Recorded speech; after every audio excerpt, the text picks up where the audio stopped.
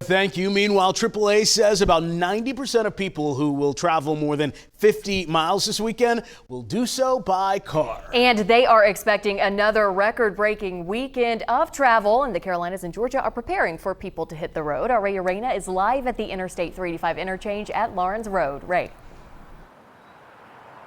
Nigel, Sydney, AAA says that they're expecting some of the busiest travel days to be Tuesday and Wednesday, and they would not be surprised that if that 90% number that you just mentioned is even higher due to the lingering effects of the government shutdown.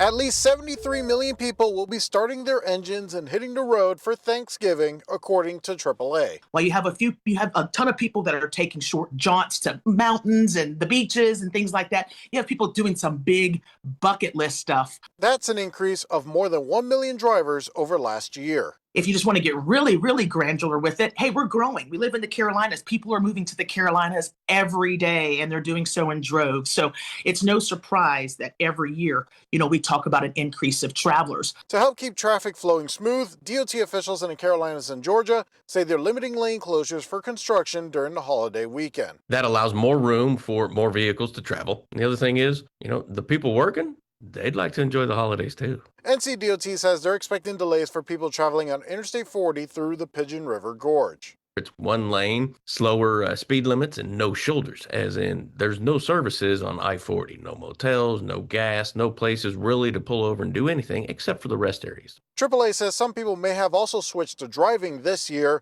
after flights were cut due to the government shutdown. While more people are expected to drive, AAA says there's good news about gas prices. For those that are going to be driving to their destination, they're going to have lower gas prices than last year, anywhere from 5 to 10 cents, depending on where you're heading. Ray, what are some of the areas that DOT officials expect to be particularly congested this year? Well, Sydney, Georgia DOT tells me that they do expect heavy traffic this weekend in the Atlanta metro, but light traffic over by the South Carolina state line. In North Carolina, of course, they say that Interstate 40 is going to be a pain point this weekend, and they are asking people to seek an alternate route. Of course, officials do say that drivers can check their real-time maps, such as 511, to get the most up-to-date information before they head out to their holiday destinations. Reporting live in Greenville, Ray Reyna, WYFF News 4.